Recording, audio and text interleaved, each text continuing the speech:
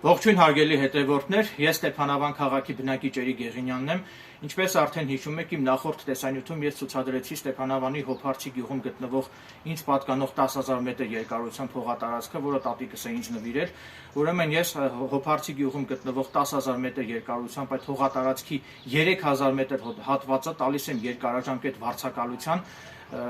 մոտ 2 տարի վարձակալելու պայմանով տարեկան $2,000։ Ուրեմն ասեմ, որ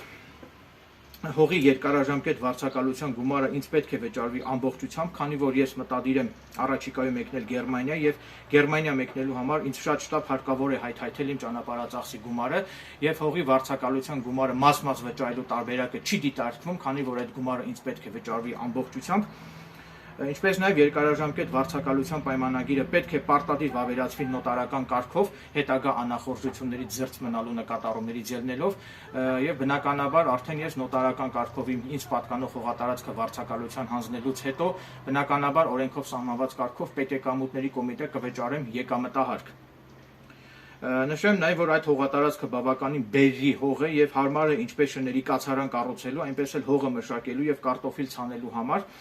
Հողի 3000 մետր հատվածում կարտոֆիլ ցանելու դեպքում հավաստիացնում եմ, որ դուք կունենաք մոտ 100 տոննա կարտոֆիլ, որը բնականաբար կարող եք վաճառել եւ եկամուտ ունենալ։ Իսկ այն անձինք, ովքեր կարող են միջնորդ հանդիսանալ, որպեսզի ես ինձ պատկանող այդ հողատարածքը հանձնեմ երկարաժամկետ վարձակալության, ապա հողի վարձակալ գտնող անձին ես խոստանում եմ տրամադրել $100 չափով դրամական պարգև։